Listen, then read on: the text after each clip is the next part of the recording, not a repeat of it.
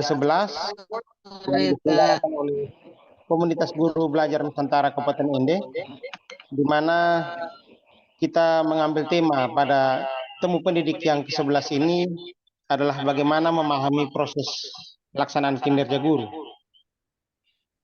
Selanjutnya, yang menjadi narasumber kita pada sore ini adalah Pak Abdul Mujib, atau kita sapa saja dengan Mas Mujib.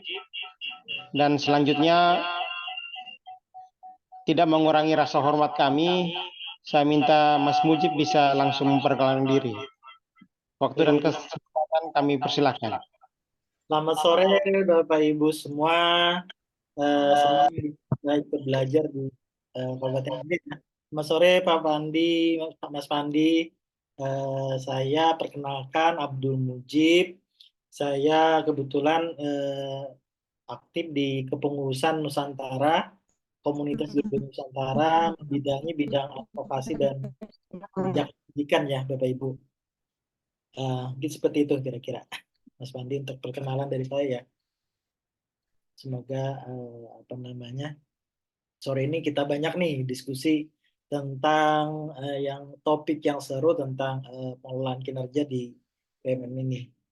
Oke. Ya mungkin itu Pak Pandi. Masih mute kayaknya Mas Pandi. Suaranya masih mute Mas Pandi. Terima kasih Mas Mujib atas perkenalan singkatnya. Mungkin ini awal ya Pak. Kalau bisa TPD selanjutnya kita masih bisa ketemu Pak. Supaya mungkin Bapak bisa berbagi informasi dan pengalaman buat kami semua. Ya, tidak betul. memperpanjang kata Pak. Kita langsung ke sesi materi atau pemaparan materi. Kembali dengan hormat kami persilakan Mas Mujib untuk memaparkan materinya pada sore hari ini. Ya, terima kasih Pak Pandi yang telah mengantarkan. Ya, ini mungkin kali pertama ya saya berkunjung ke Ende. Aduh luar biasa. Saya ketemu dengan teman-teman guru belajar di Ende yang luar biasa nih. Ada 35 yang ada di ruang Zoom ini, dan tentunya semangat belajar yang luar biasa, yang mana kita mungkin sedang berada di jam rawan ya, jam sore ini mungkin kita sedang nyamannya istirahat, pulang kerja dan pulang dari sekolah. Tapi Bapak Ibu semua berkumpul malam ini untuk belajar diskusi bersama kita di bersama Kabupaten Guru Belajar Komunitas Guru Belajar Kabupaten Ende ya. Oke, saya izin share screen ya untuk fokus kita obrolan kita.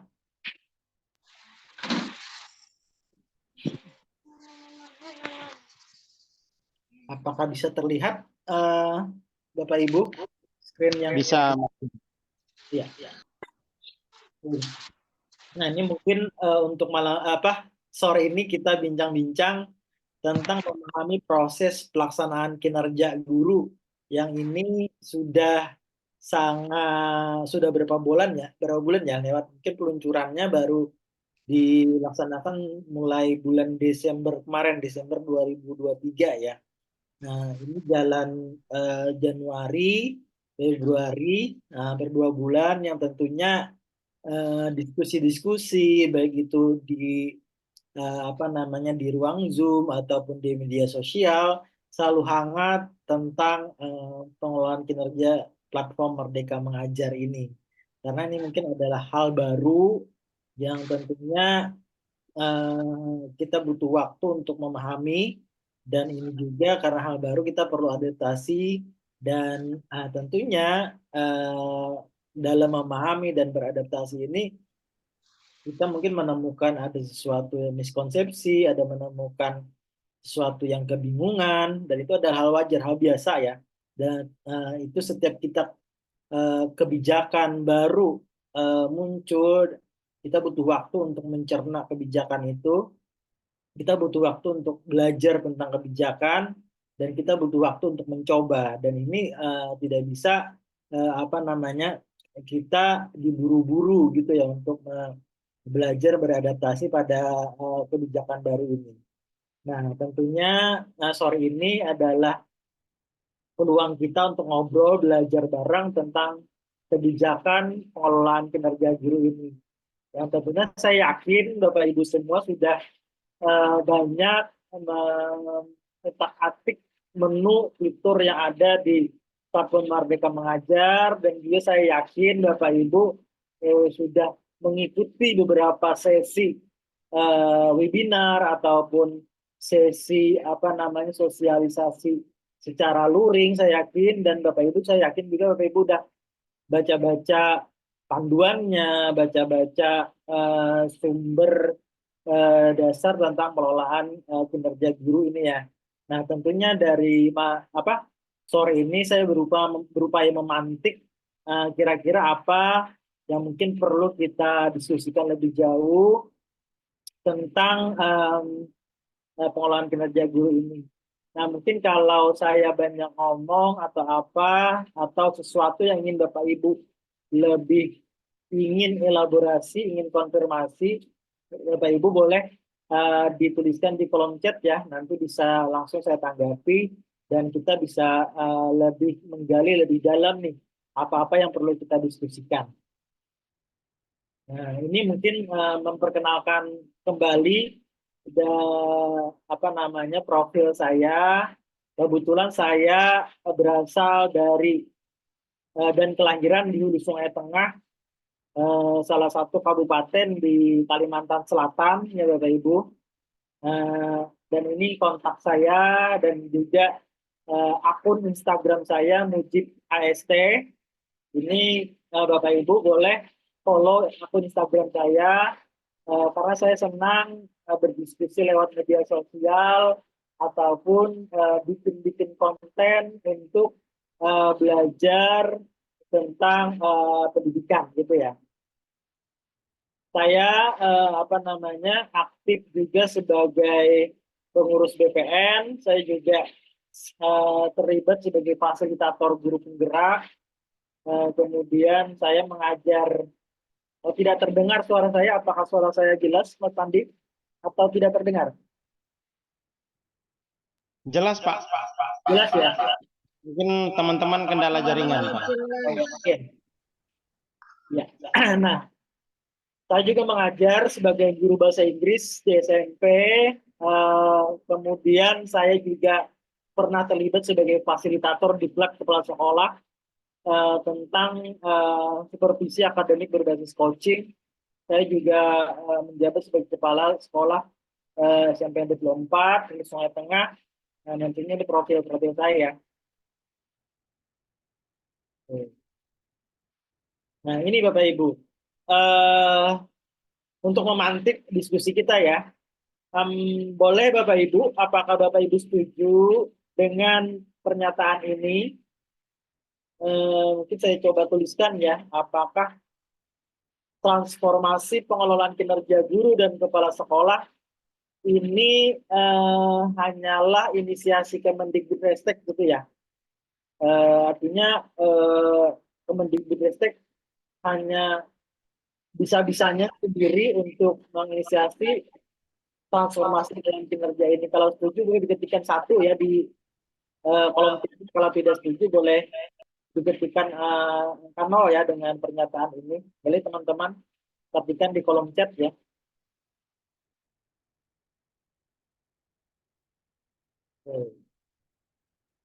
Ya, Pak Pandi mengetikkan 0 ya, tidak setuju ya. Oke, terima kasih. Teman-teman juga boleh ya minta pendapatnya apakah setuju atau tidak dengan pernyataan. Oke. Oke, Pak Fredrik Tribus setuju. Bu Maria Ina setuju. Lumayan nih, sudah banyak ya tanggapan dan respon pada pernyataan ini. Oke, saya melihat ini adalah suatu miskonsepsi ya Bapak Ibu. Ada salah satu salah kaprah tentang memahami transformasi pengelolaan kinerja guru ini. Sebenarnya transformasi ini bukan hanya dilakukan oleh Kementerian Pendidikan ya Bapak Ibu. Transformasi ini juga dilakukan oleh eh, seluruh ASN yang mana pengelolaan kinerja ini juga dicanangkan oleh Bapak Presiden melalui Kemenpan RB ya, dan ini juga diatur awalnya itu pada Permenpan RB nomor 6 tahun 2022 mengelola kinerja pegawai ASN. Nah, ini sebenarnya artinya bukan hanya guru yang dilakukan perubahan tentang pengelolaan kinerjanya, tapi seluruh ASN, baik itu struktural ataupun ASN apa namanya instansi kedinasan selain dinas pendidikan ini juga dikelola dengan perubahan yang bernaung pada aturan Permenpan RB pada tahun 2022 itu ya. Yang mana ini keluarnya atau transformasinya dipandu dengan salah satu platform juga. Mungkin Bapak Ibu udah familiar dengan platform My ASN atau My SAPK gitu ya, atau Iken BKN gitu ya. Nah, ini yang mungkin tentunya yang menjadi dasar transformasi pengelolaan kinerja ini. Nah, kemudian di tahun 2023 ini pun Kemendikbudristek membuat satu panduan dalam pengelolaan kinerja guru agar kinerja ini lebih kontekstual melalui Perderjen GTK nomor 7607. Yang ini Perderjen GTK ini tertuang pada platform Merdeka Mengajar pada fitur PMM ini. Artinya segala fitur dan menu-menu yang ada pada pengelolaan kinerja platform Merdeka Mengajar itu berdasarkan Perderjen GTK ini di tahun 2023. Ya. Semangat utamanya yang dibawa dari transformasi pengelolaan kinerja ini adalah upaya kita sebagai guru ataupun kepala sekolah untuk peningkatan layanannya. Nah, ini yang menjadi semangat utama gitu ya, untuk meningkatkan layanan kita kepada anak-anak kita, kepada murid-murid selaku penerima layanan pendidikan.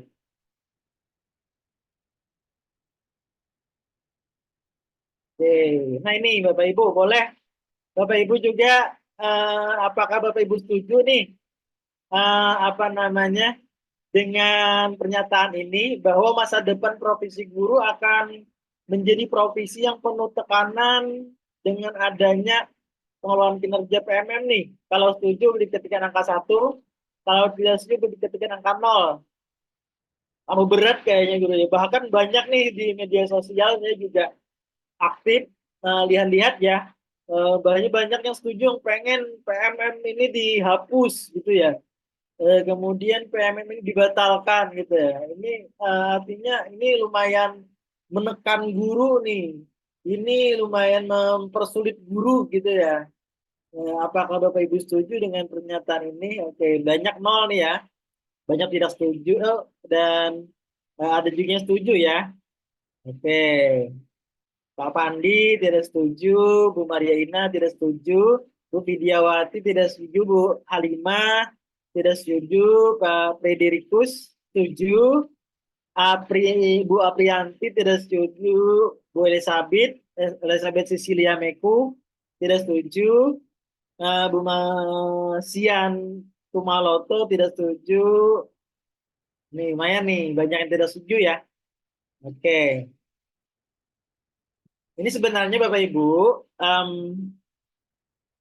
ini adalah salah satu miskonsepsi juga ya Bapak Ibu, bahwa PMM ini untuk memperberat guru, untuk menekan guru, untuk bikin susah guru. Ini adalah miskonsepsi. Karena apa? Karena transformasi pengelolaan kinerja ini semangatnya itu adalah pada kolom warna biru ini ya. Karena sebelumnya pengelolaan kinerja sebelum ini itu semangatnya ini ada pada kolom warna merah dan abu-abu ini. Artinya sebelumnya kinerja itu kita dikelola untuk mengendalikan kita, untuk mengatur kita, untuk mengontrol ASN gitu ya, agar ASN ini kerjanya benar nih, agar ASN ini kerjanya sesuai dengan apa yang diatur gitu, sesuai apa yang dipandu gitu. Ini sebenarnya itu yang menjadi semangatnya. Sehingga dengan semangat pengendalian ini, eh, untuk harapannya untuk mengurangi risiko penyimpangan gitu ya. Artinya kita bekerja sesuai aturan. Tapi di situ juga karena kita dikendalikan, kita diatur-atur, kita dikontrol, banyak prosedur dan administrasi nih yang perlu harus kita penuhi gitu ya untuk pemenuhan pengendalian ini.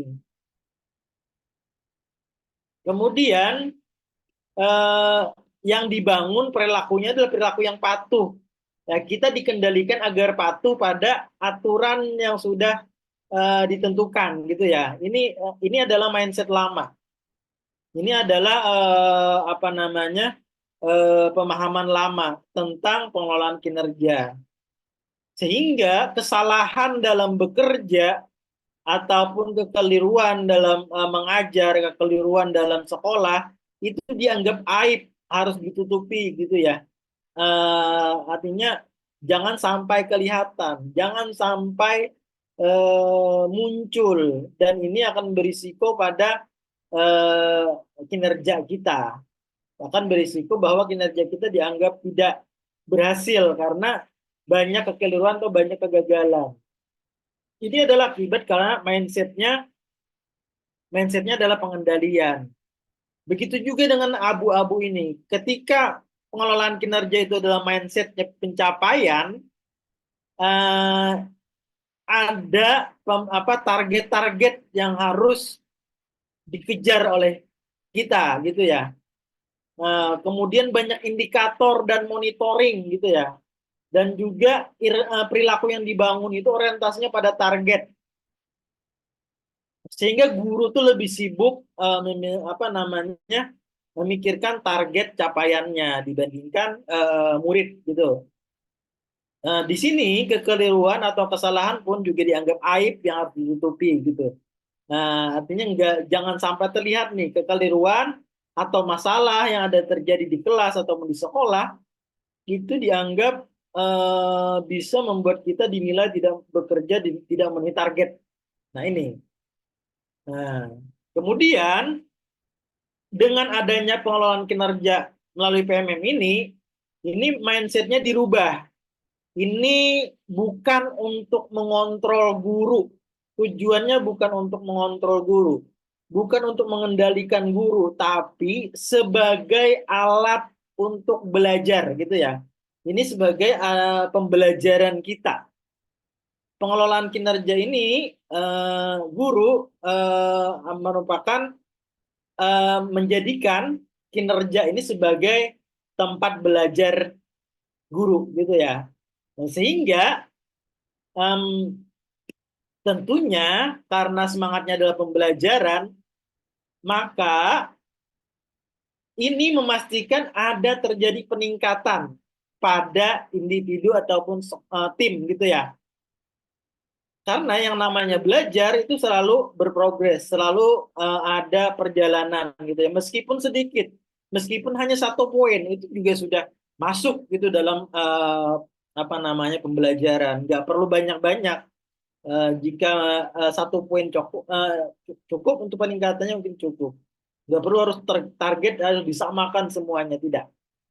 Kemudian karena semangatnya adalah pembelajaran, tentunya yang disediakan oleh pemerintah ini bukan indikator, bukan aturan gitu ya, bukan kontrol atau pengendalian, bukan. Yang disediakan pemerintah ini adalah dukungan belajar, kesempatan belajar. PMM ini bukan untuk mengontrol kita, PMM ini bukan untuk membuat guru susah. PMM ini bukan untuk mewajibkan guru harus menghabiskan semua modul PMM, bukan. Tapi PMM ini menjadikan ini adalah dukungan belajar guru. Silahkan guru mengambil sesuka hatinya atau apa yang ingin disenangi guru, apa yang ingin dicari guru, ini dipersilahkan untuk gunakan PMM ini. Ini adalah dukungan untuk belajar, gitu ya. Dan perilaku yang dibangun pun adalah perilaku belajar. Artinya, bagaimana sih perilaku belajar?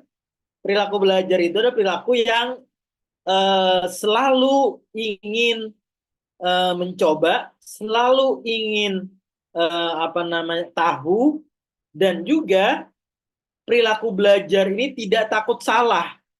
Perilaku belajar ini berteman dengan kesalahan. Karena dalam belajar itu harus salah.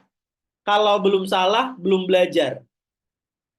Ketika kita menemukan kesalahan, ketika menemukan kekeliruan, disitulah pembelajaran kita dimulai.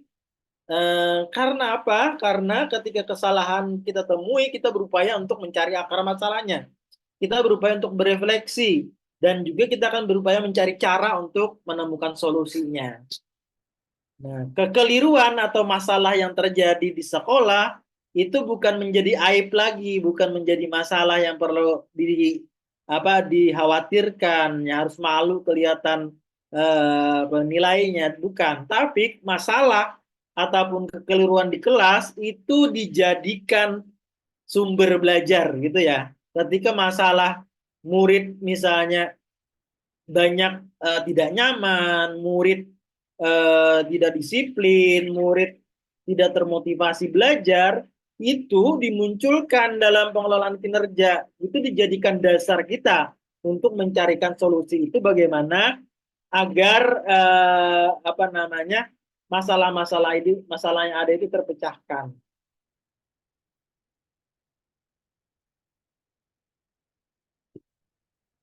Oke. Sekarang boleh Bapak Ibu minta pendapatnya lagi, tulisin di kolom chat ya. Apakah pernyataan ini setuju atau tidak? Gitu. Mungkin ini untuk memantik. Fokus pengelolaan kinerja pada PMM adalah hanya administrasi guru, gitu ya. Apakah Bapak Ibu setuju atau tidak setuju, gitu ya? Ini mencari sertifikat, gitu, menuntut sertifikat guru sebanyak-banyaknya, cari sertifikat agar administrasinya lengkap, agar bisa diunggah untuk memenuhi tuntutan PMM. Oke. Ada nih Pak Pandi tidak setuju ya. Oke. Pak Hidni Jafar, betul Pak, agar para guru lebih siap belajar dan merubah pola pikir untuk maju. Betul. Setuju Pak. Oke, banyak tidak setuju nih. Nah, Bu Maria Ina tidak setuju, Bu Heti tidak setuju, Bu Elizabeth tidak setuju, Pak Orange tidak setuju, Bu Merlin tidak setuju, Bu Agustina setuju. Oke. Bu Cornelia tidak setuju. Oke, banyak tidak setuju ya. Nah, betul, apakah fokus pengelolaan kinerja ini pada administrasi atau ada nggak yang selain administrasi, gitu ya? Ini ya Bapak Ibu, ini adalah keresahan kita selama ini, gitu ya. Kita selama ini dituntut oleh administrasi yang membebankan. Sangat banyak tuntutan administrasi kita, gitu ya. Dari bikin RPP yang berlembar-lembar, kemudian perangkat-perangkat yang segala macam, bahkan tagihan-tagihan instrumen, apalagi saat akreditasi, kita harus terpaksa lembur, bermalam-malam untuk memenuhi tuntutan agar administrasi kita aman, tidak hasilnya.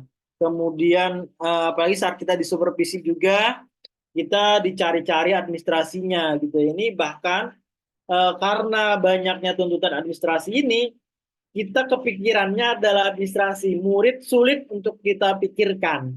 Karena apa? Ketika kita mungkin mengabaikan administrasi, ini mungkin bisa membuat kita tidak aman posisinya. Karir kita bisa terkendala, kemudian ada pembayaran segala macam pun tidak bisa dibayarkan karena administrasinya kurang lengkap gitu ya. Nah, ini yang mungkin membuat kita sulit berfokus kepada murid. Kemudian karena tuntutannya administrasi ini terlalu banyak, maka eh, kita merasa tuntutan itu tidak realistis gitu ya, kepada kita sebagai guru, karena kita juga punya tugas lain selain administrasi gitu.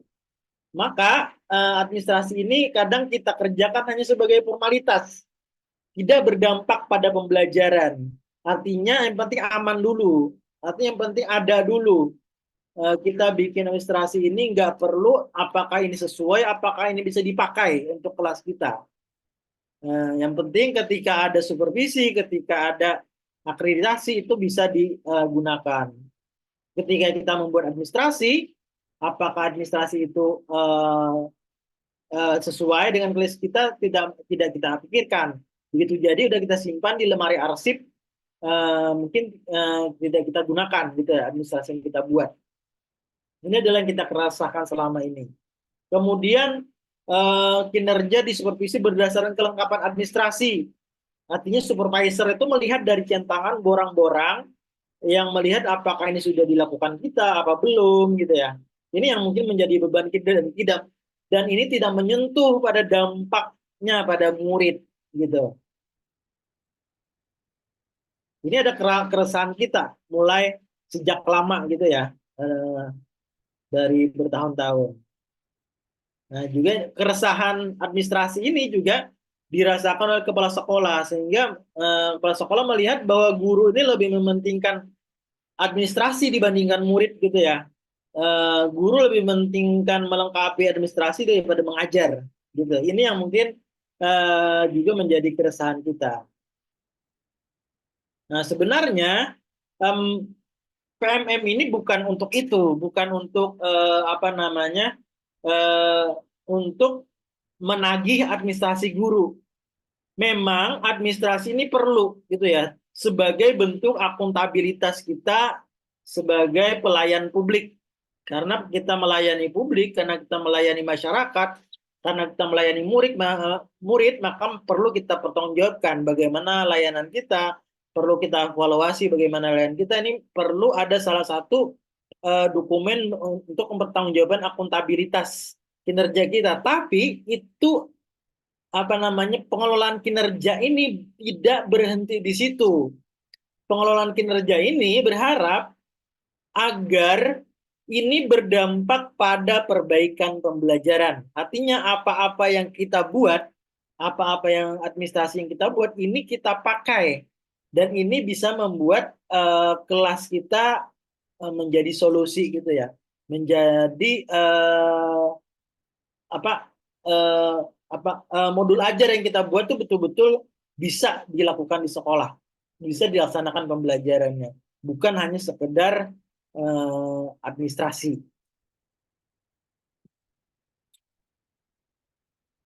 Nah, ini Bapak Ibu boleh juga jika Bapak Ibu apakah setuju beri ketikan angka 1, kalau tidak setuju beri ketikan angka 0. Artinya karena PMM ini ada membuat guru harus berburu sertifikat gitu ya untuk memenuhi poin RHK pengembangan kompetensi. Apakah betul atau tidak gitu ya? Oke, banyak yang tidak setuju nih. Oke, kayaknya pendapat ya bahwa guru tidak perlu berburu sertifikat untuk mengembangkan kompetensinya, untuk memenuhi poinnya.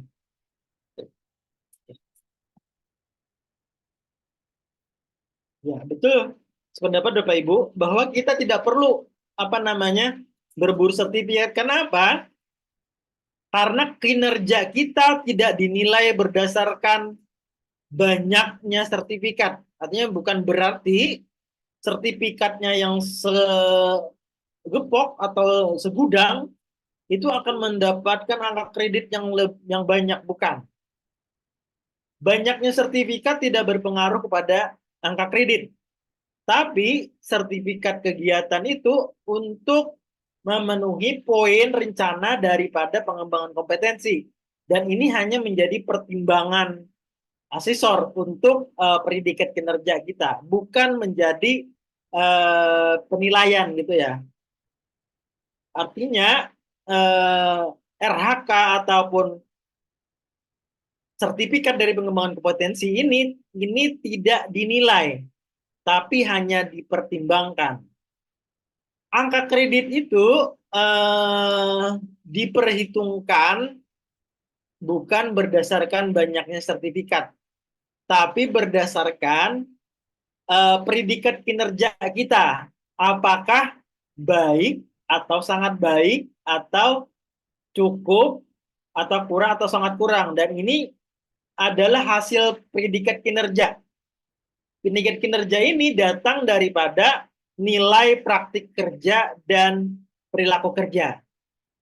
Dan ini menjadi faktor pengalinya untuk menghitung angka kredit. Ini simulasinya, ambil contohnya. Jika predikat kinerja kita sangat baik, jenjang kita sedang berada di ahli muda, maka jenjang ahli muda ini koefisien angkanya itu adalah 25. Nah, artinya kredit kita itu adalah 25 koefisiennya. Maka jenjang kita ahli muda yang saat ini dikali dengan faktor pengalinya. Jika predikat kinerja kita itu sangat baik, maka faktor pengalinya adalah 150%. 25 dikali 150 didapat 37,5%. Nah, maka ini bisa sudah naik jenjang nih. Artinya kreditnya bisa terpenuhi kepada ahli madya, karena kredit yang dibutuhkan untuk ahli madya adalah 37,5 kredit. Nah, jadi ini yang apa namanya perhitungan daripada angka kredit kita, bukan dari jumlah sertifikat yang didapatkan.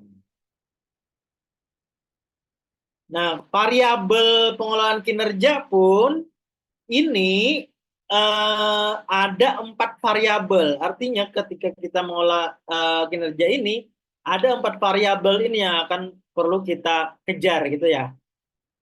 Nah, yang pertama itu adalah variabel praktik kinerja. Nah, ini yang dinilai. Praktik kinerja ini yang akan dinilai oleh asesor kita, oleh supervisor kita. Kemudian pengembangan kompetensi seperti RHK, sertifikat-sertifikat itu masuk ke dalam pengembangan kompetensi. Ini hanya dipertimbangkan, tidak dinilai. Kemudian variabel yang ketiga adalah perilaku kerja. Nah, ini juga dinilai. Gitu ya. Kemudian variabel yang keempat adalah dokumen akuntabilitas, unggahan dari perolehan sertifikat kita atau laporan-laporan kita. Ini adalah untuk dikumpulkan, tidak dinilai. Ini hanya dikumpulkan. Begitu sertifikat yang kita unggah, ini akan diperiksa oleh atasan kita apakah ada untuk memenuhi poin yang direncanakan. Jika ada, hanya ditandai ada atau tidak ada, gitu ya. Nah, jadi yang menjadi penilaian fokusnya adalah pada praktik kinerja dan perilaku kerja. Kemudian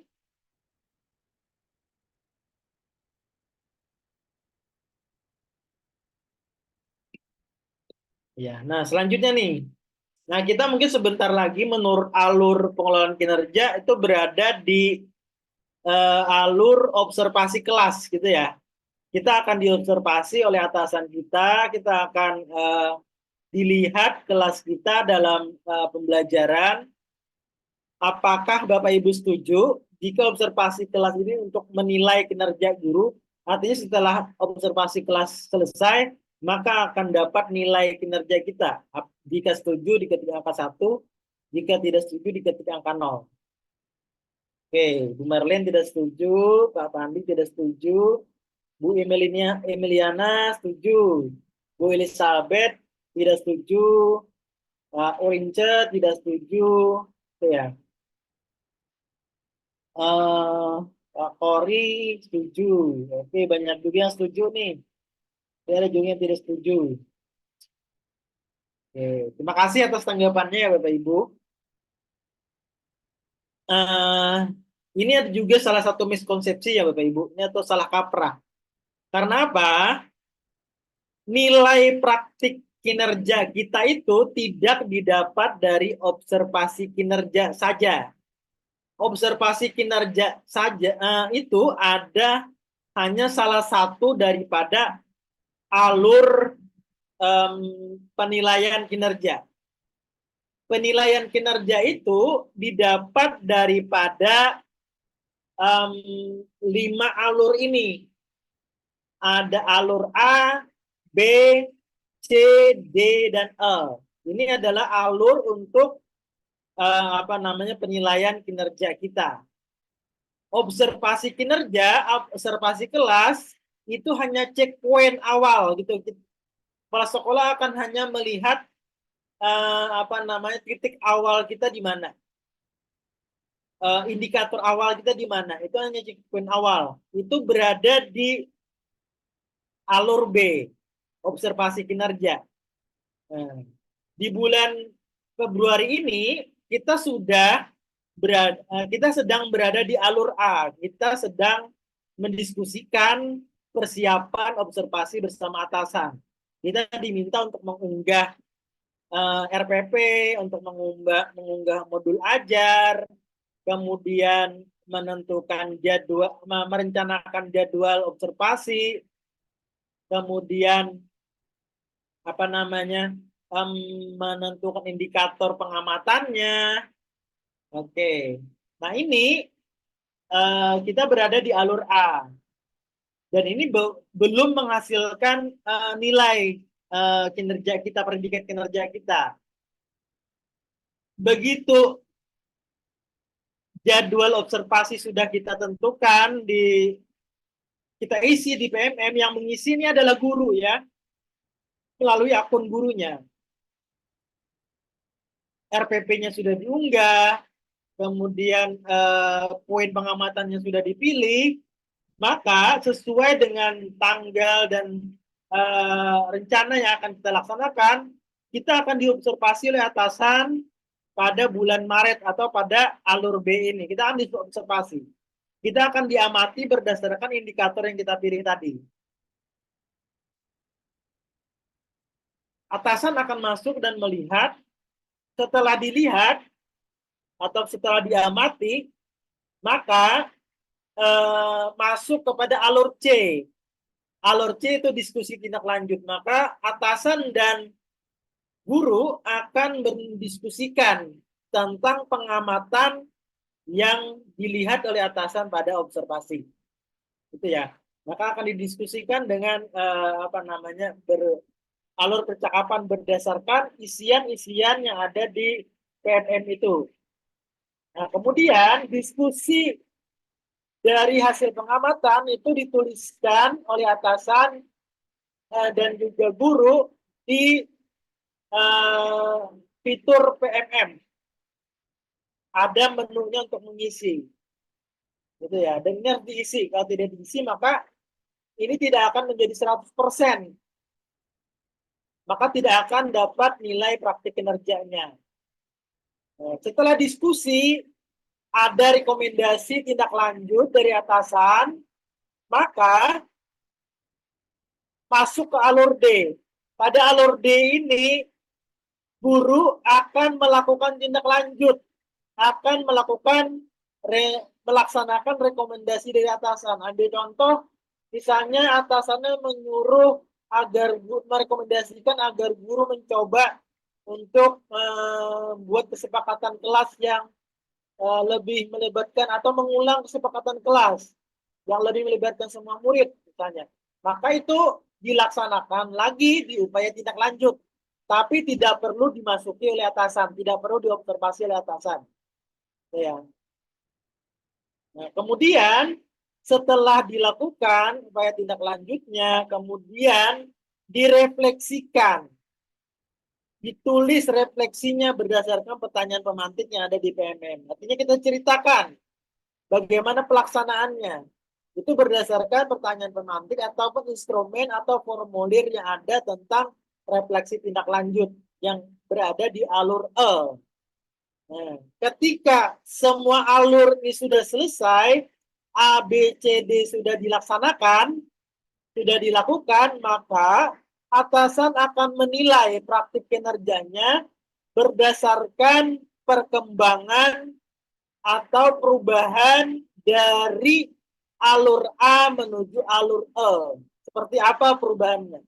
Seperti apa perbaikannya? Seperti apa solusi yang terjadi, gitu ya. Dan ini akan menjadi poin penilaian daripada atasan tentang praktik kinerja.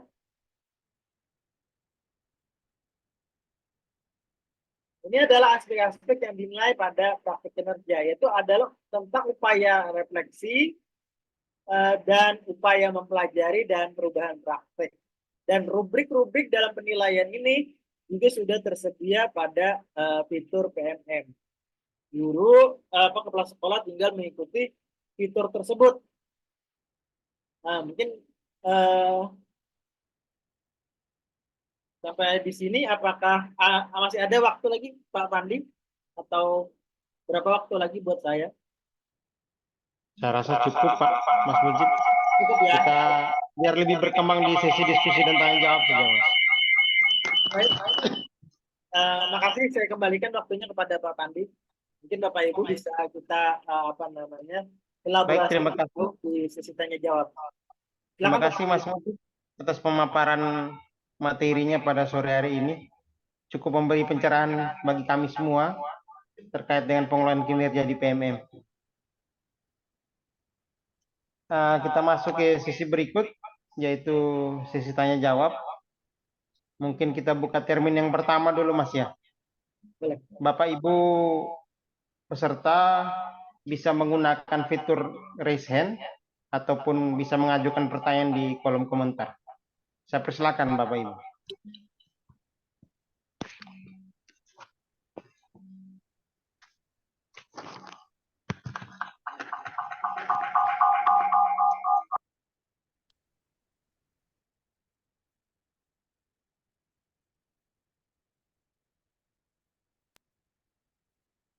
Baik, Bapak Ibu yang mau bertanya bisa langsung menggunakan fitur raise hand.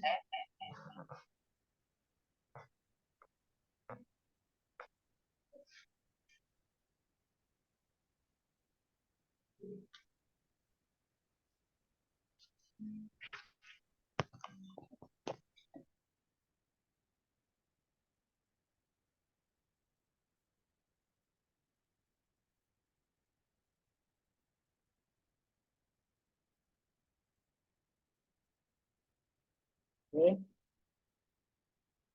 Boleh Bapak Ibu. Saya melihat banyak masih keresahan-keresahan atau mungkin sesuatu yang mungkin terasa berat, boleh diceritakan bisa ditanyakan langsung atau bisa agar bisa menjadi bahan belajar kita ya, dan mungkin bisa juga bahan belajar saya. Silakan Bapak Ibu. Ibu Maslan kayaknya udah resen tuh ya, Ibu Maslan Tumaloto. Iya, Assalamualaikum warahmatullahi Langsung saja, wabarakatuh. Waalaikumsalam. Ya, maaf Pak, saya tidak mengaktifkan video karena kebetulan jaringan tidak bagus kalau videonya aktif. Saya Maslan Tumaloto, salah satu guru dari Kabupaten Gorontalo. Di sini Pak, sekarang kami sudah ada tentang pertemuan observasi, sudah di tahap mau observasi Pak. Jadi kemarin itu dari pengawas daerah kami, Pak, dari kecamatan itu sudah mensosialisasikan apa yang akan dilakukan pada saat observasi. Nah, setelah kami buka PMM, itu sudah muncul ada tiga poin di atas yang harus kami pilih atau kami centang. Nah, kebetulan, Pak, ada satu guru di sekolah kami, itu dia sebagai guru tata usaha. Nah, di situ jadi pertanyaannya kebetulan saya dekat dengan beliau juga sudah memasuki umur yang sudah mau pensiun juga kasihan Pak. Jadi dia juga masih berpikir apakah dia harus ikut dengan kami atau tidak lagi. Nah, kalau misalkan harus ikut kan kebetulan beliau hanya guru tata usaha Pak. Nah, apakah harus sama-sama? Sedangkan dalam observasi itu harus mengisi eh, dokumen. Nah, kalau kami guru kelas itu dokumennya itu berupa RPP, Pak, seperti itu. Nah, kalau beliau kan bagian tata usaha atau bagian administrasi itu juga berpikir kalau misalkan tidak mengisi atau tidak melakukan seperti kami, Pak, dia punya nama di PMM dan beliau juga ada di Dapodik seperti itu. Nah, yang akan ditakutkan itu nantinya itu akan berpengaruh, Pak. Nah, kemudian jika ibu itu mau mengambil dokumen mengajar, apakah sama dengan kami, Pak? Seperti guru-guru kelas lainnya, seperti itu. Nah, kemudian pertanyaan kedua, itu pertanyaan pertama, Pak. Yang pertanyaan kedua yaitu setelah kami melakukan ibu kepala sekolah melakukan observasi kami mengajar, setelah itu apakah ada tahap berikutnya lagi yang akan kami lewati setelah mengajar? Karena berhubung di sekolah saya, Pak, rata-rata gurunya sudah guru-guru senior, jadi yang ada di sekolah itu yang terhitung masih muda atau mampu mengoperasikan komputer dan mampu eh, kerjasama dengan kepala sekolah itu notabene itu saya, Pak. Tapi rata-rata semua sudah bisa, tapi tetap harus ada kerjasama dengan saya. Nah, makanya itu yang saya tanyakan, apakah setelah ini adakah lagi proses yang akan kami lewati seperti itu. Itu saja, Pak. Terima kasih. Terima kasih, Bu Terima kasih, Maslan. Bu Maslan. Mungkin langsung bisa ditanggapi, Pak Mas Mujib. Langsung saya tanggapi ya. Eh, Ya, yang pertama tadi pertanyaan Bu Maslan adalah tentang apakah TIU atau tenaga tata usaha juga akan diobservasi seperti guru gitu ya. Eh, Jawaban saya tidak ya Bu Maslan. TIU atau tenaga kependidikan itu tidak perlu diobservasi mengikuti dengan fitur pengelolaan kinerja PMM gitu ya. Karena apa?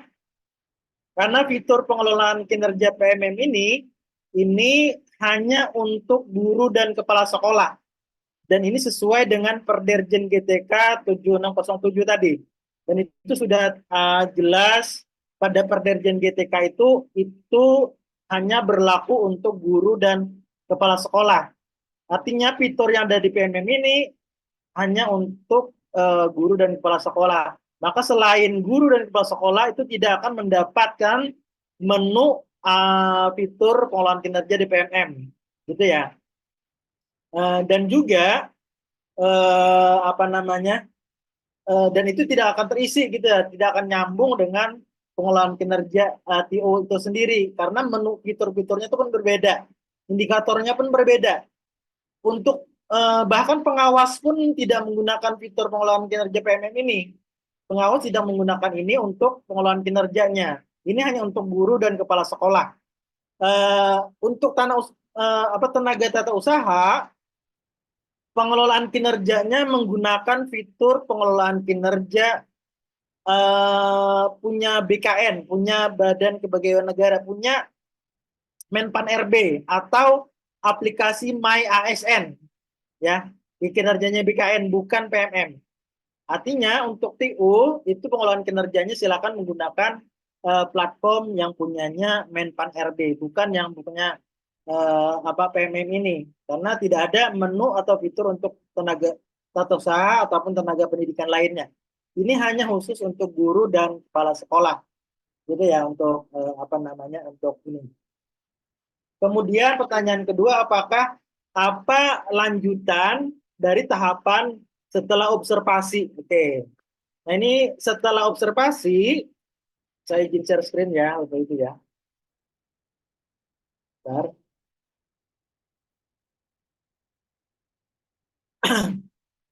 Observasi ini tadi hanya di kegiatan kegiatan bentar.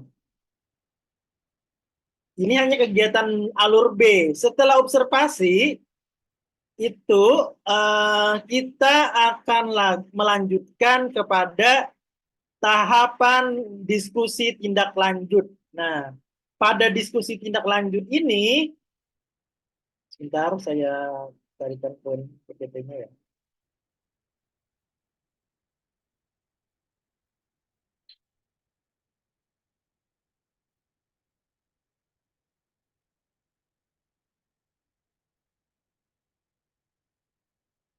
Nah, setelah diobservasi tadi, maka kepala sekolah akan punya catatan yang dibawanya apa yang hasil diobservasinya berdasarkan 3 poin yang dipilih oleh guru, gitu ya. Nah, ini dilakukan oleh kepala sekolah dengan guru atau dilakukan oleh supervisor atau tim penilai dengan guru dengan berdasarkan formulir ataupun panduan dari dokumen tindak lanjut yang nantinya dokumen tindak lanjut ini akan diisi pada menu PMM ya. Nah, ini seperti ini isian menunya. Nah, pada diskusi ini didiskusikan guru dengan kepala sekolah, kepala sekolah diharapkan menanyakan apa tantangan yang Anda hadapi untuk melakukan praktik pembelajaran yang direncanakan selama observasi kelas. Nah, ini kita jawab gitu ya. Kita refleksikan dan ini kita isi gitu ya pada isian menu PMM. Nah, ini akan muncul menu ini setelah kegiatan observasi selesai akan muncul menu ini. Ketika observasi belum selesai, menu ini belum muncul. Nah, karena nanti akan muncul menu ini, maka isian itu akan isi kita lewat ke sini, ya. Kita akan isi ke menu di PMM. Setelah didiskusikan, kemudian direfleksikan, kemudian ada rekomendasi untuk belajar tentang apa, misalnya interaksi aktif dan empatik, belajarnya di mana, apakah di PMM atau di mana tempat belajarnya. Ini juga diisi di menunya. Kapan akan belajar, ini juga diisi apabila bulan apa gitu ya. Ini juga diisi. Kemudian apa dukungan yang Anda butuhkan untuk melakukan tindak lanjut apa nih yang perlu dibutuhkan, apakah dukungan komunitas belajar atau dukungan teman belajar atau dukungan fasilitas, ini juga kita isi. Dan ini tinggal memilih, ini hanya pilihan ya, dukungan apa yang dibutuhkan untuk tindak lanjut. Nah, kemudian apa tujuannya, ini juga kita isi, kita jawab semuanya. Upaya-upaya yang dilakukan untuk mencapai tindak lanjut juga kita isi. Lalu kita kumpulkan. Dan ini akan masuk kepada akun kepala sekolah. Kepala sekolah akan memeriksa, akan membaca catatan-catatan yang kita isi pada ini, pada PMM ini. Dan ini akan dibaca oleh kepala sekolah. Setelah itu, setelah tindak lanjut kita lakukan sesuai yang kita rencanakan, kita coba lagi di kelas, tahapannya itu, tapi tidak perlu dimasuki lagi oleh kepala sekolah, tidak perlu lagi, kita hanya lakukan sendiri. Sebagaimana kita mengajar biasanya. Kita lakukan pada saat jam kita mengajar biasanya. Misalnya kita melakukan kegiatan peningkatan, mencoba salah satu model pembelajaran atau apa, itu bentuk tindak lanjut kita. Setelah kita lakukan di kelas, ini baru kita refleksi kita di PMM, gitu ya. Kita kumpulkan dokumennya dan ini kita isikan refleksinya. Kita ceritakan pengalaman kita melakukan kegiatan tindak lanjut tadi. Apa inspirasi baru yang didapatkan dari upaya tindak lanjut, ini kita isi. Kemudian berdasarkan inspirasi yang Anda dapatkan, apa perubahan praktik Anda di ruang kelas, ini juga kita ceritakan ya. Nah, tantangan yang paling sulit apa, kemudian rencana Anda untuk mengatasi tantangan tersebut juga apa, ini yang kita isi.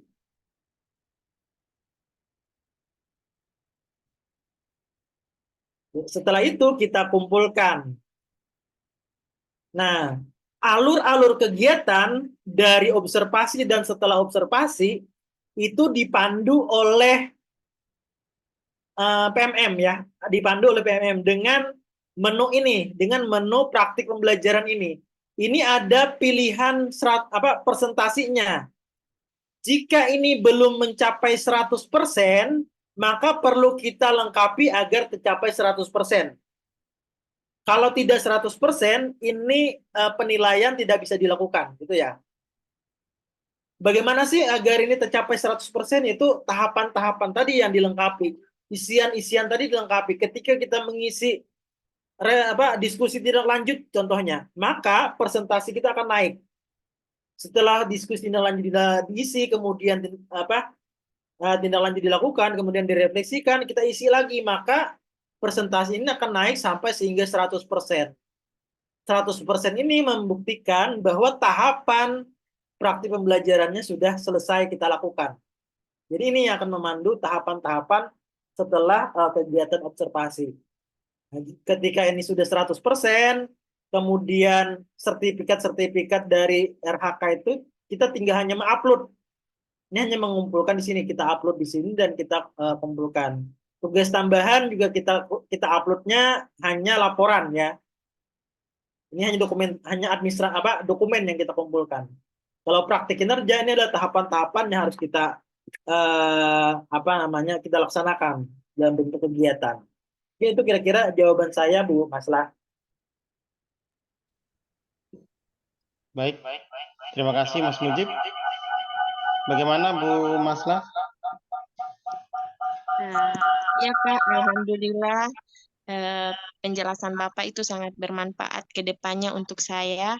Alhamdulillah Pak, insya Allah ilmu yang saya dapat ini nanti akan saya realisasikan di sekolah nanti Pak. Iya, terima kasih. Sama-sama. Ya, langsung saja Mas Mujib, kita lanjut ke Ibu Gabriel Gabi yang sudah mengajukan raise hand dari tadi mungkin. Ibu Gabriela bisa langsung mengajukan pertanyaan.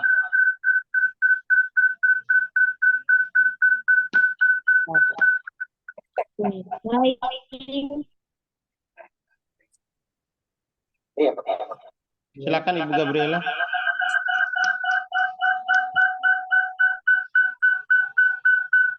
Gabriela belum terdengar kayaknya suaranya. Audionya mungkin belum masuk. Maaf, Ibu Gabriela bisa mendengar suara kami? Bisa mendengar suara saya?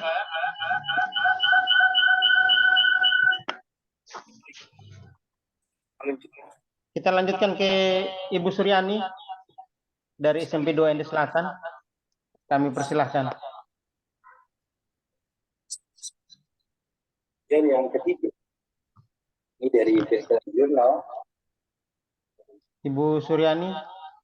Ini juga menunjukkan itu ya, kurang lebih sama ya untuk itu. Bahwa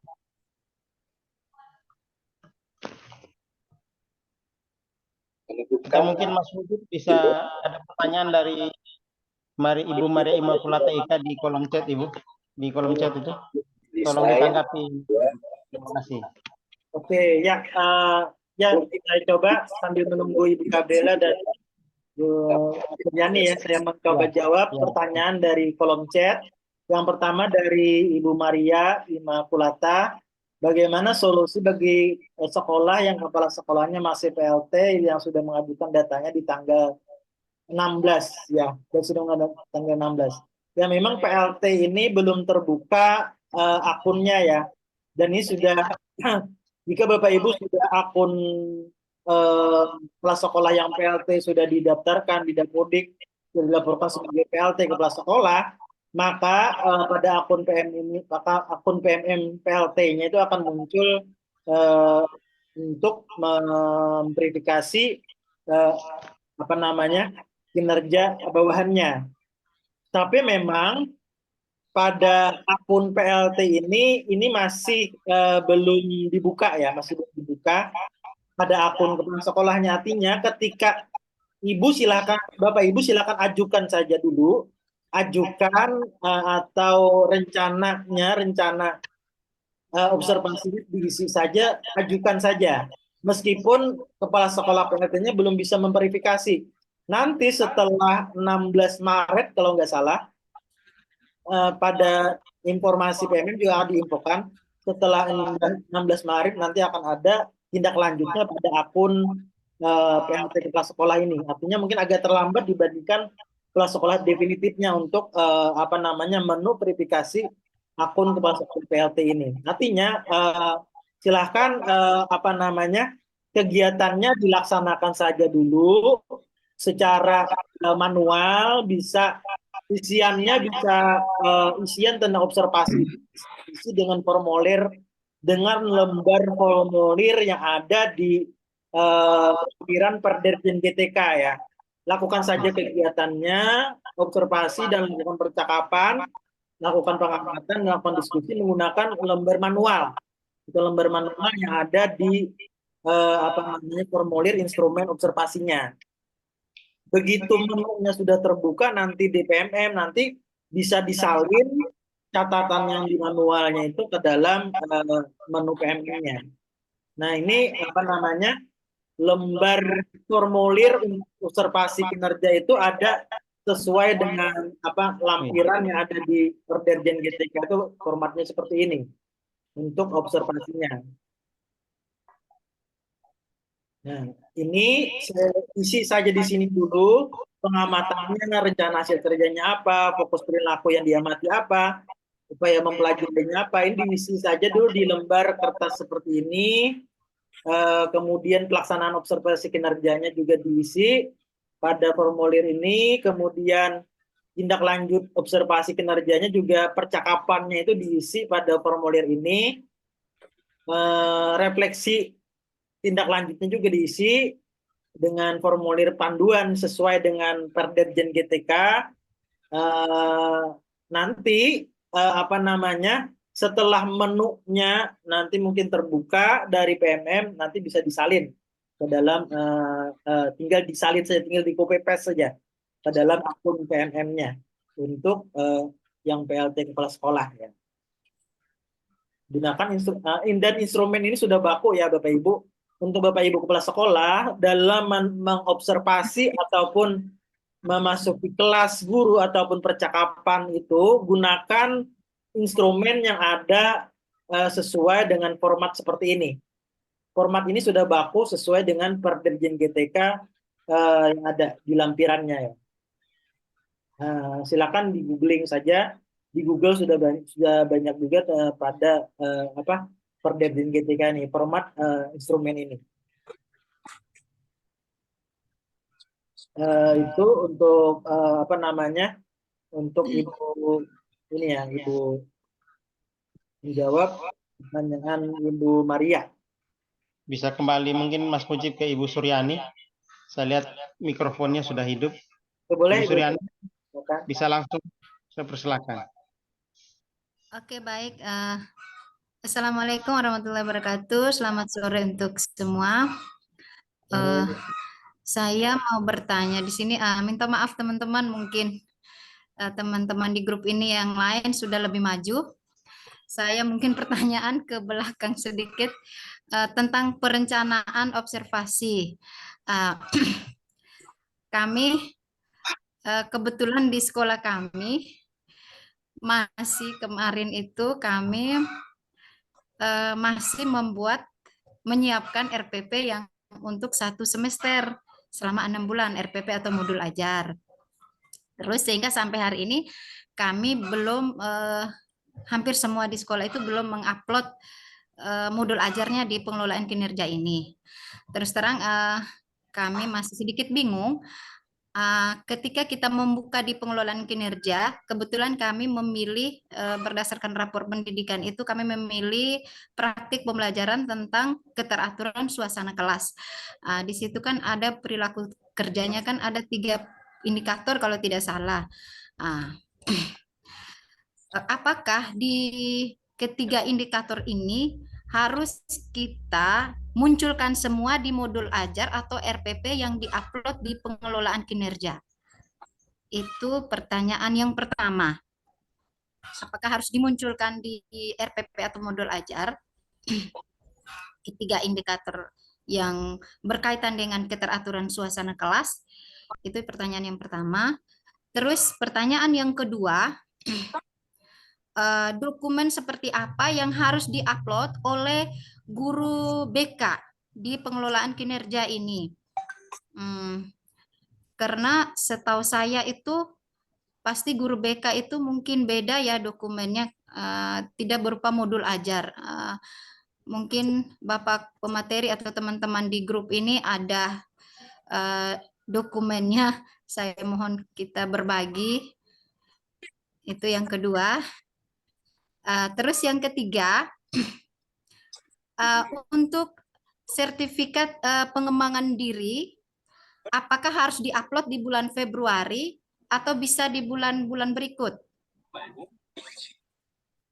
Sertifikat pengembangan dirinya. Terus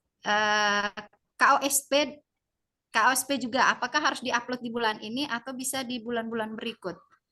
Mungkin itu saja pertanyaan dari saya. Terima kasih. Wassalamualaikum warahmatullahi wabarakatuh.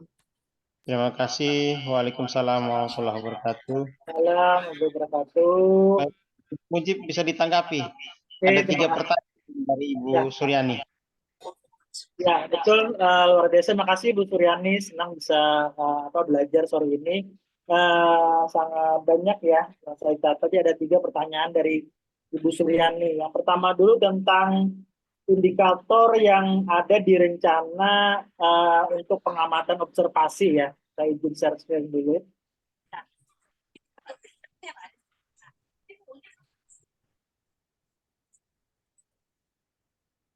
Nah ini Bapak Ibu.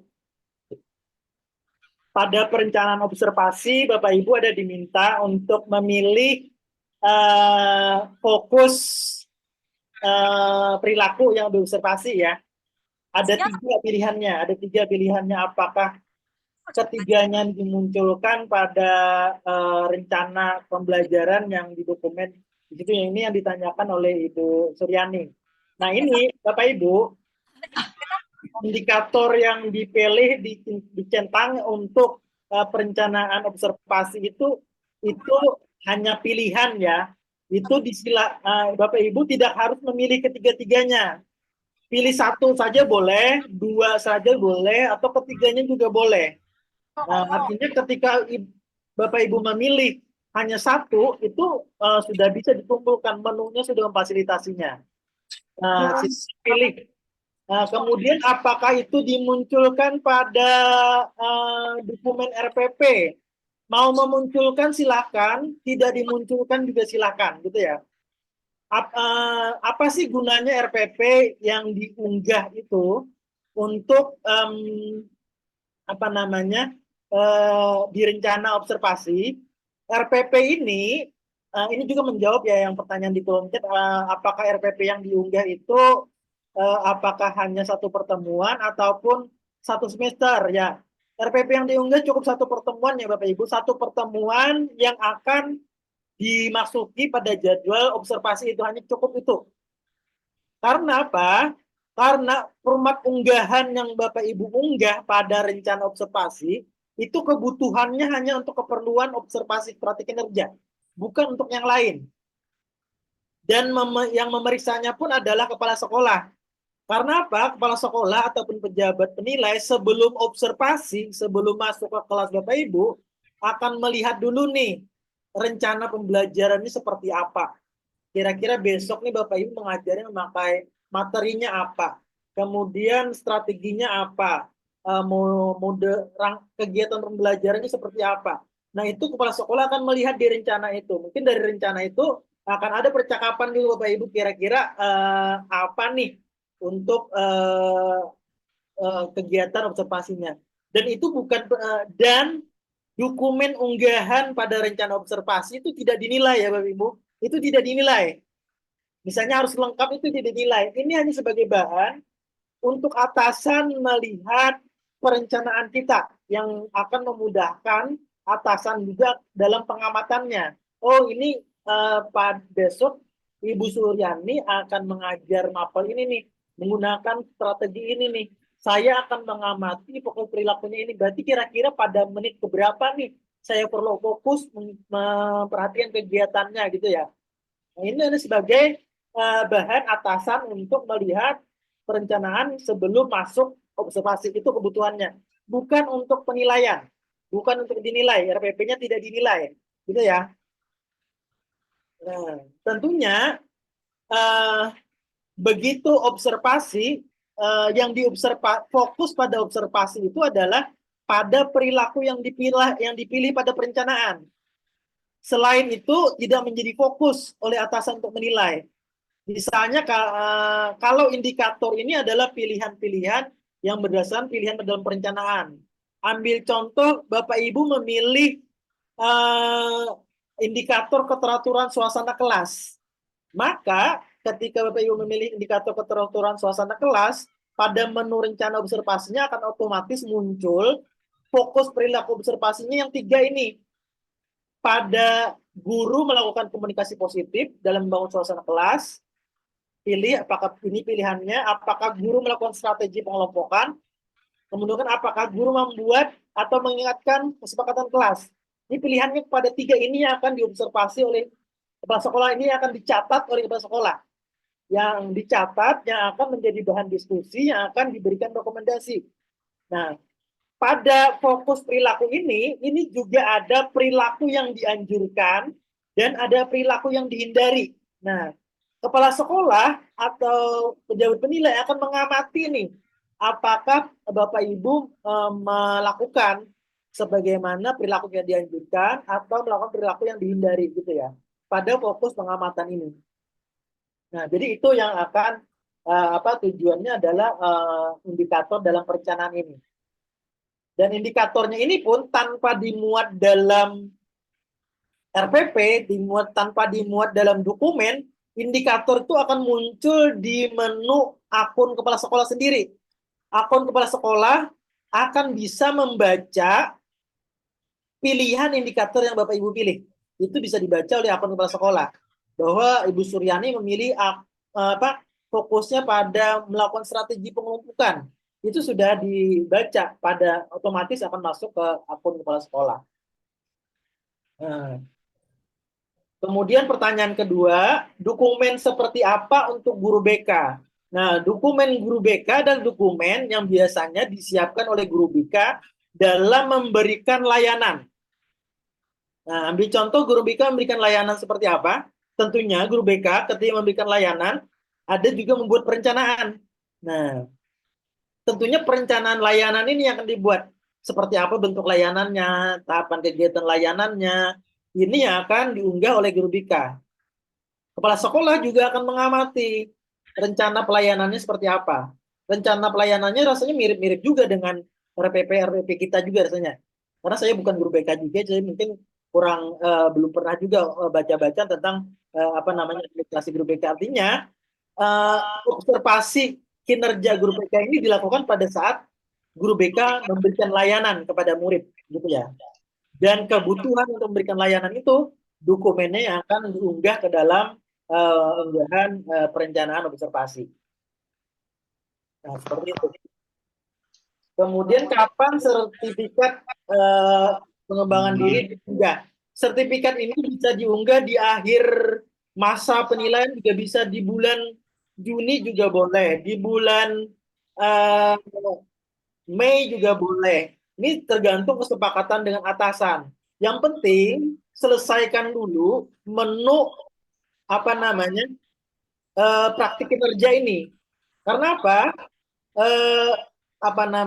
Unggahan untuk dokumen sertifikat kegiatan ini akan selalu bisa dibuka, selalu bisa diunggah kapanpun, selama masa penilaian kinerjanya belum selesai, belum habis, selama belum lewat pada bulan Juni, gitu, selama belum sampai di bulan Juli. Kalau sampai ke bulan Juli, karena bulan Juli kita sudah mulai lagi perencanaan kinerja di semester berikutnya. Artinya unggahan ini bisa dilakukan kapan saja sebelum lewat pada bulan Juni, gitu ya. Untuk KOSP ini juga sama. Sedangkan KOSP ini yang mengunggah itu bukan guru. Dokumen KWSP yang mengunggah itu adalah kepala sekolah. Itu ada muncul di menu akun kepala sekolah untuk mengunggah KWSP. Kepala sekolah diminta untuk mengunggah KWSP dan absen guru gitu ya. Absen guru dari bulan Januari sampai bulan akhir penilaian. Itu melalui akun kepala sekolah. Hanya kepala sekolah yang mengunggah di KWSP dan absensi kehadiran guru. Dan itu kira-kira jawaban saya buat Bu Gabriel. Buat Bu Suryani. Ya nih. Terima kasih, Pak. Terima kasih. Ilmunya sangat bermanfaat. Mas Mujib bisa dilanjutkan dengan pertanyaan dari kolom chat. Itu berturut-turut dari Ibu Honoratawati, Ibu Asnawati Haris, dan Ibu Maria Imelda. Ada 3 pertanyaan, Mas, di kolom chat. Terima Oke. kasih. Ya, seru ya, banyak pertanyaan ini. Apakah observasi digunakan sistem offline atau online? Yang kedua, adakah bukti yang bahwa kita sedang melaksanakan kegiatan dan telah melakukan kegiatan observasi apabila ada dalam bentuk apa?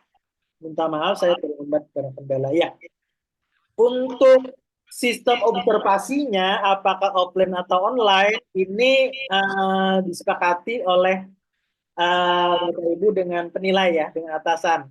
Tapi observasi ini harapannya ini tidak mengganggu kegiatan Bapak Ibu mengajar. Artinya harapannya Bapak Ibu ngajarnya sepertinya biasanya apa? Tentunya Bapak Ibu ngajarnya offline kan. Artinya tidak ada lagi sekolah yang melaksanakan pembelajaran online. Tapi kalau Bapak Ibu melakukan pembelajaran online, mungkin bisa memungkinkan dilakukan observasi kegiatan pembelajaran online. Harapan kegiatan observasi itu dilaksanakan saat Bapak Ibu mengajar seperti biasa gitu ya. Artinya tidak perlu ada yang berubah. Tidak perlu disiapkan segala macam gitu. Biarkan kesalahan ataupun segala masalah itu muncul. Tidak perlu kita harus membuat settingan pada kegiatan observasi ini. Bapak Ibu masuk mengajar seperti biasa aja, seperti rencana yang Bapak Ibu susun seperti pembelajaran seperti biasa. Bedanya hanya ada orang lain yang masuk untuk mengamati kegiatan belajar Bapak Ibu. Artinya gunakan jam mengajar seperti biasa, itu yang akan digunakan dalam kegiatan observasi. Tidak perlu harus membuat kegiatan baru gitu. Kemudian untuk bukti-bukti apakah harus ada rekaman, apakah harus ada foto, tidak ada harus ada bukti dalam praktik kinerja. Itu cukup kepala sekolah yang masuk yang akan diisi dengan isian pengamatan, isian observasi, isian rekomendasi tindak lanjut yang itu diisi dalam menu PMM. Tidak perlu foto, tidak perlu video. Itu tinggal isi dan refleksinya pun diisi. Hanya itu bentuk tagihan untuk observasi ini. Tidak perlu ada dokumentasi. Gitu ya. Ini untuk Bu Honorata. Kemudian dari Bu Asmawati Nasir, apakah RPPK 13 bisa digunakan untuk mengunggah RPP soalnya masih ada sekolah saya? Ya, RPP ini gunakan RPP yang Bapak Ibu biasanya ngajar, nggak ada pengaturan ini harus RPP kurikulum merdeka, tidak harus. Tidak harus, artinya seperti rencana pembelajaran yang Bapak Ibu gunakan dalam mengajar, itu yang digunakan, yang diunggah.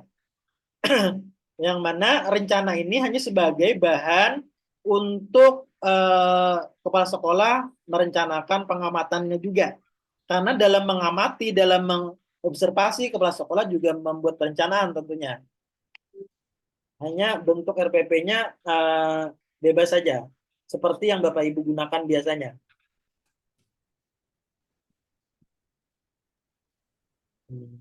Satu Pak, dari Bu Maria Imelda. Dari Ibu Maria Imelda, oke ya. Bu Maria Imelda mau bertanya, unggahan berkas RPP dan modul ajar selama 1 semester kah Pak? Ya, tidak. Unggahan RPP itu cukup 1 kali pertemuan. 1 kali pertemuan Bapak Ibu yang akan dimasuki kapan? Kan untuk masuk observasi itu ditentukan tanggal kelasnya sebelumnya pada perencanaan. Hanya satu kelas itu pun hanya satu kelas yang dimasuki. Hanya satu kelas yang Bapak Ibu masuki, yang tentunya pada hari itu Bapak Ibu mau ngajar apa. Cukup itu yang diunggah. Tidak perlu harus satu semester. Tidak harus semua kelas yang diunggah. Cukup satu pertemuan saat Bapak Ibu akan diobservasi. Ini itu kira-kira jawaban saya, Pak Pandi. Adakah lagi? Masih ada Pak, satu lagi dari Ibu Rahmawati Soeman di kolom chat. Ya, Ibu Rahmawati, apakah dokumen RPP yang diunggah itu adalah dokumen untuk diobservasi? Ya, dokumen RPP ini hanya sebagai bahan kepala sekolah merencanakan. Untuk observasinya itu tetap pada kepala sekolah menggunakan instrumennya tersendiri. Instrumen tersendiri berdasarkan Perdirjen GTK yang mana seperti saya tampilkan tadi. Mungkin saya ulangi ya. Tampilan instrumen yang digunakan oleh kepala sekolah. Kepala sekolah tidak mengamati apakah RPP ini dilaksanakan sesuai, apakah pembelajaran dilaksanakan sesuai RPP atau tidak, bukan itu. Pengamatan kepala sekolah itu fokus kepada indikator yang Bapak Ibu pilih. Kan dalam perencanaan Bapak Ibu memilih ada 3 pilihan, bisa memilih salah satu atau ketiganya. Nah, ini adalah dokumen instrumen yang digunakan untuk mengobservasi Bapak Ibu. Nah, ini yang dibawa kepala sekolah untuk masuk ke dalam kelas Bapak Ibu adalah menggunakan ini dokumennya. Kepala sekolah akan mengisi ini nih. Yang pertama dulu pada rencana hasil kerja fokus perilakunya apa? Fokus perilaku ini mengikuti pada isian yang dipilih oleh Bapak Ibu di menu PMM-nya. Perilaku yang dianjurkan ini juga ada berdasarkan panduan dari Kemendikbud. Seperti perilaku yang dianjurkan dari indikator itu apa saja, perilaku yang dihindari itu apa saja, gitu ya. Itu ada pilihan perilaku yang dianjurkan dari panduan dari Kemendikbud. Nanti kepala sekolah akan mengamati nih perilaku yang dianjurkan itu apakah sudah dilakukan atau belum dilakukan, atau dilakukan tapi belum efektif. Ini hanya mencentang seperti ini. Itu berdasarkan perilaku yang dianjurkan dan perilaku yang dihindari tadi. Apakah itu dilakukan atau tidak dilakukan gitu ya. Nah, catatannya apa dan nanti akan menghasilkan rekomendasi. Artinya instrumen ini yang akan digunakan oleh kepala sekolah untuk mengamati. Kemudian untuk perilaku yang dianjurkan dan dihindari itu ada panduannya juga dari Kemendikbud. Tapi nanti bisa saya share ya ke Pak Pandi nanti untuk kumpulan perilaku yang dianjurkan dan perilaku yang dihindari ini. Ini ada setiap indikatornya ada 8. Kalau Bapak Ibu memilih instruksi pembelajaran, perilaku yang dianjurkannya ini, perilaku yang dihindari ini. Kalau Bapak Ibu memilih indikatornya aktivitas interaktif, perilaku yang dianjurkannya ini, perilaku yang dihindari ini. Nah, kalau Bapak Ibu memilih indikator yang instruksinya adaptif, ini berdasarkan pilihan Bapak Ibu ya, di menu PMM-nya. Perilaku yang dianjurkan ini, perilaku yang dihindari ini. Kalau Bapak Ibu memilih indikator perhatian dan kepedulian, perilaku yang dianjurkannya ini, perilaku yang dihindari ini. Nah, ekspektasi peserta didik juga setiap indikator ada panduannya perilaku yang dianjurkan dan perilaku yang dihindari. Nanti dokumennya bisa saya share ke Pak Pak Ketua nanti juga boleh. Oke, seperti itu kira-kira menjawab. Terima kasih Mas Mujib. Untuk pertanyaan dari Bu Maria Imelda di kolom chat itu mungkin bagaimana Mas Mujib, mau ditanggapi atau bagaimana ini Mas? Ada pertanyaan terakhir. Mana nih pertanyaan terakhir yang mana ya? Unggahan berkas RPP modul ajar selama 1 semester atau bagaimana Mas? Oh ya, itu unggahannya hanya satu bulan. Terima kasih. Itu jawaban saya. Itu ya. Ya. Oh, berikutnya ada Ibu Puran Madi mungkin yang sudah memanfaatkan fitur resen. Yang persilahkan.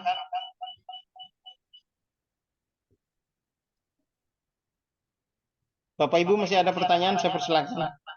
bisa lewat kolom chat atau memanfaatkan fitur raise hand yang ada.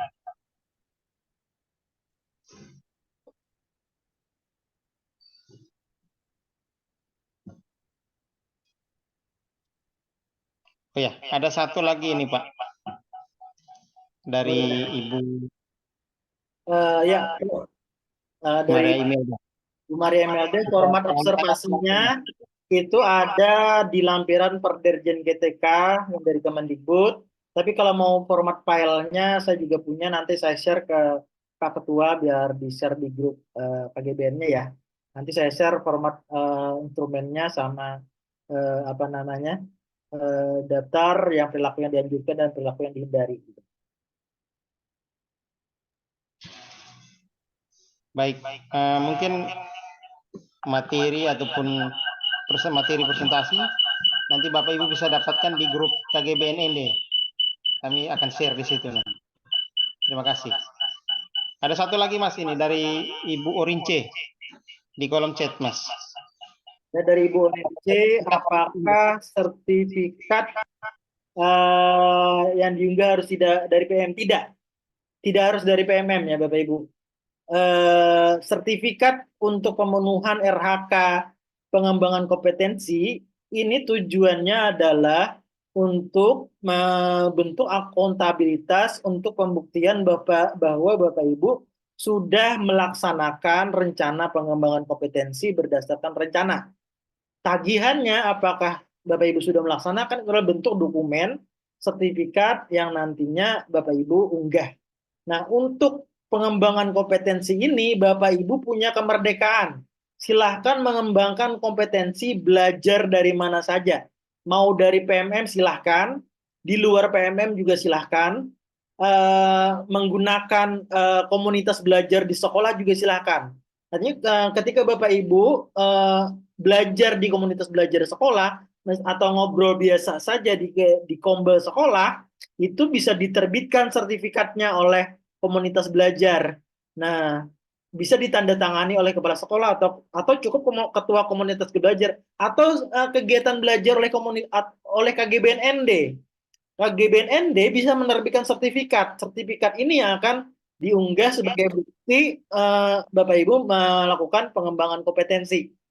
Yang memverifikasi sertifikat ini apakah sesuai atau tidak, atau perlu dipercaya atau tidak sebagai bukti Bapak Ibu melakukan pengembangan kompetensi adalah bukan orang lain, hanya atasan Bapak Ibu, hanya kepala sekolah Bapak Ibu yang akan memverifikasi sertifikat yang diunggah itu, apakah itu sudah mencerminkan atau sudah sesuai dengan akuntabilitas pengembangan kinerja Bapak Ibu. Artinya ketika kepala sekolah atau atasan sudah menerima dokumen yang Bapak Ibu kumpulkan, itu sudah diterima. Bukan orang lain yang memverifikasi, bukan PMM, bukan Kemendikbud yang memverifikasinya, hanya kepala sekolah.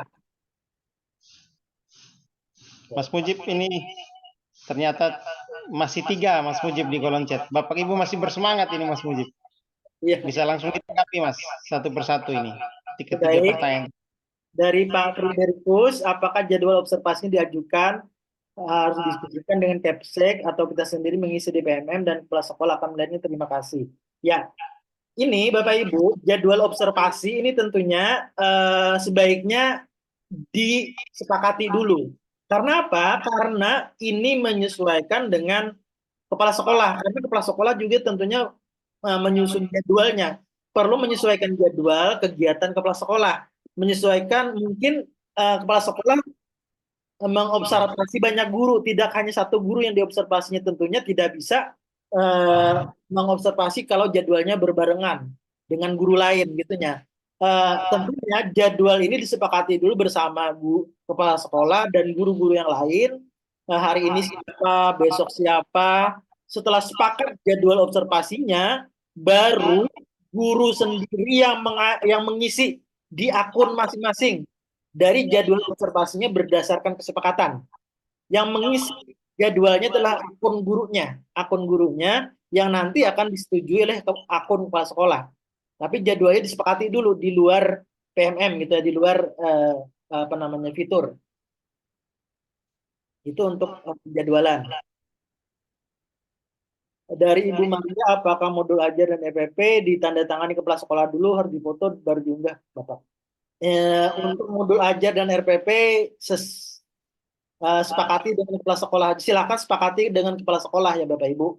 Ini sesuai dengan kepala sekolah. Mau ditandatangani dulu, juga silakan.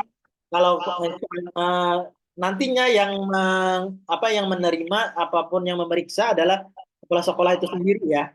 Nanti kepala sekolah sendiri akan baca-baca pada RPP Bapak Ibu, bukan orang lain. Silakan sepakati dengan kepala sekolahnya. Kalau mau kepala sekolahnya bersedia tanpa ada tanda tangan, nanti juga akan diperiksa, itu juga silakan. Kalau kepala sekolahnya setuju. Kemudian sesuai daun terbaru dari Dirjen GTK bahwa non-ASN tidak wajib untuk mengisi RHK. Namun di sekolah kami ada beberapa teman guru non-ASN yang sudah dicek oleh atasan untuk persiapan observasi. Mohon penjelasan Pak. Ya, betul. Dirjen GTK, menurut Dirjen GTK nomor 0767 ini, yang wajib itu hanya ASN. Non-ASN tidak wajib. Tapi jika kepala sekolah mengharapkan kinerja non-ASN-nya juga sama dengan ASN, maka mungkin konsekuensinya pada kesepakatan di dalam sekolah kita ya. Karena fitur ini adalah alat atau media untuk mempermudah sekolah. Silahkan digunakan oleh sekolah itu sendiri untuk meningkatkan kinerja gurunya di sekolah, meningkatkan kinerja kepala sekolahnya di sekolah. Ini hanyalah alat gitu ya. Kalau Dirjen GTK Kemendikbud tidak mewajibkan non-ASN, tapi kalau kepala sekolahnya mengharapkan, itu mungkin bisa didiskusikan, atau mungkin kalau ada kendala atau mungkin ada masalah yang mungkin agak berat bagi non-ASN, itu silakan didiskusikan di forum sekolah saja. Artinya konsekuensinya tidak berdampak ke luar sekolah. Konsekuensinya hanya ada terjadi di dalam sekolah itu sendiri. Artinya antara hubungan non-ASN dengan kepala sekolahnya. Nah, untuk non-ASN ini. Dan sebenarnya untuk non-ASN pun sebenarnya pengisian fitur pengelolaan kinerja ini sebenarnya juga bermanfaat gitu. Banyak manfaatnya gitu ya. Banyak manfaatnya. Kenapa? Kinerjanya akan tercatat di PMM dan ini terdokumentasi secara sistem dan ini terbaca sepanjang waktu oleh Kemendikbud. Dan ini juga bisa menjadi portofolio kinerjanya yang nantinya begitu nanti kalau ada perekrutan P3K atau perekrutan ASN, ini bisa jadi portofolio, jadi penilaian rekaman kinerja Bapak Ibu selama mengajar sebagai non-ASN. Nah, tentunya itu. Dan juga untuk pengelolaan kinerja ini juga menjadi dasar yang nantinya dalam pembayaran, baik itu pembayaran tunjangan kinerja oleh daerah ataupun pembayaran tunjangan profesi guru. Nantinya untuk mendapatkan tunjangan profesi guru, kinerja Bapak Ibu minimal sebaiknya baik gitu ya, baik atau sangat baik. Kalau di bawah baik,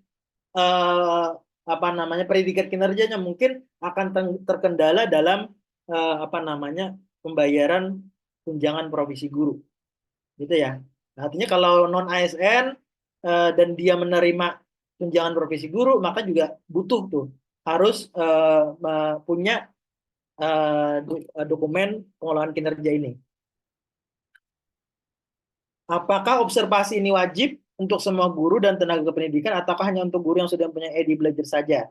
Ya ini hanya untuk guru dan kepala sekolah. Untuk tidak tenaga kependidikan tidak menggunakan platform lain yang untuk bukan PMM. Nah, artinya PMM ini hanya untuk guru dan kepala sekolah. Nah, artinya yang punya akun belajar ID. Gitu ya.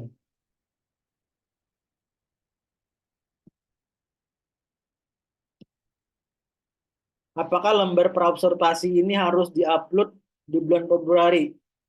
Tidak. Tidak. Kalau terlewat ke bulan Maret juga masih bisa. Atau kalau ini tidak sesuai alur, ini juga tidak masalah. Fiturnya masih bisa dibuka gitu ya. Yang penting tidak terlewat setelah bulan Juni gitu ya. Karena di bulan Juli kita akan punya perencanaan baru lagi di bulan Juli untuk semester berikutnya. Untuk alur kegiatannya kalau melenceng sedikit dari alur yang ada di PMM itu tidak masalah. Artinya kalau kita terlewat ke bulan Maret, terlewat ke bulan April, tidak bermasalah gitu ya. Kapan batas unggah RPP? Batas unggah RPP kalau dari alurnya itu kan kegiatan observasinya adalah di bulan Maret.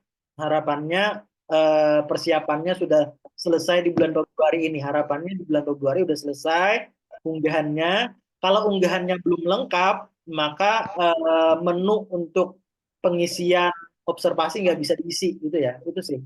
Itu konsekuensinya. Tapi kalau terlewat unggahannya ke bulan Maret juga nggak masalah. Cuma pengisian untuk observasi atau adaptasinya nggak bisa terbuka sebelum unggahannya selesai.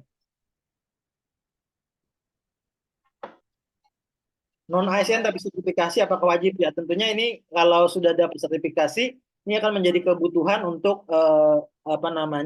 dokumen pembayaran tunjangan profesi guru. Tentunya perlu untuk melaksanakan pengelolaan kinerja ini. Mungkin itu ya. Apakah ada yang terlelep, Pak Pandi? Cukup Mas. Di Iya. kolom chat saya rasa sudah terjawab semua. Mohon maaf Bapak Ibu untuk link daftar hadir. Menurut informasi dari admin masih mengalami kendala. Nanti Bapak Ibu bisa mengisinya di grup KGBN Inde. Akan kami share di grup PA nanti. Terima kasih. Mungkin Bapak Ibu masih ada pertanyaan? Kami masih membuka kesempatan.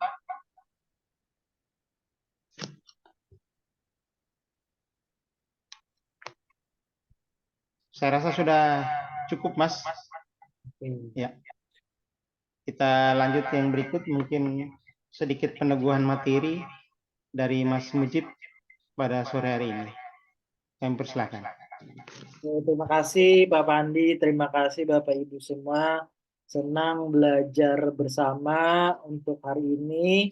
Yang tentunya hari ini kita belajar bersama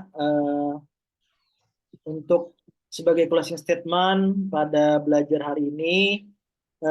Mari kita taklukkan miskonsepsi dengan pengetahuan, hancurkan prasangka dengan pemahaman, dan hadapi ketidaktahuan dengan kebijaksanaan.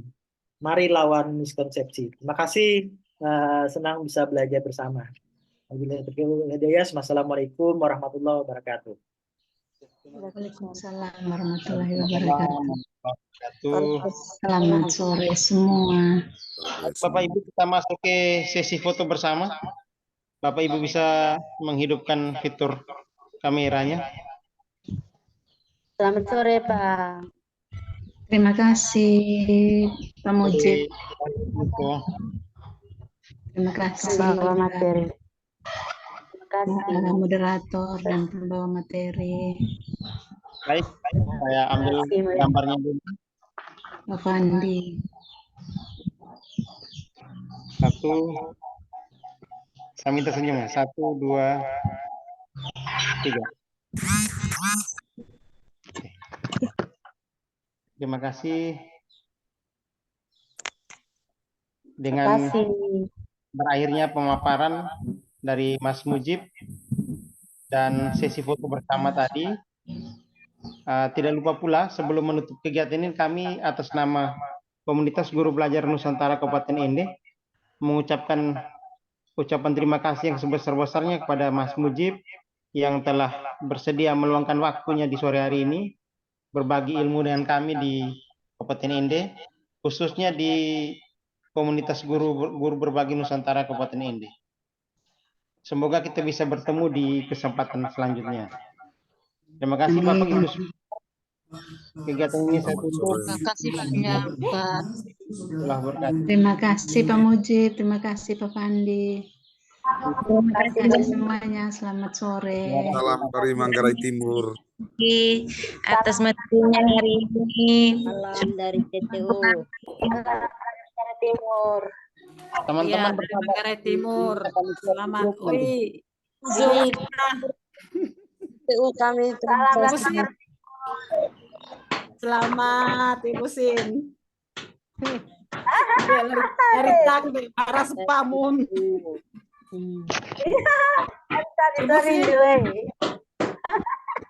Dari tak arah sepagi. orang Utuh Nisu nih. Bapak Andi, selamat sore.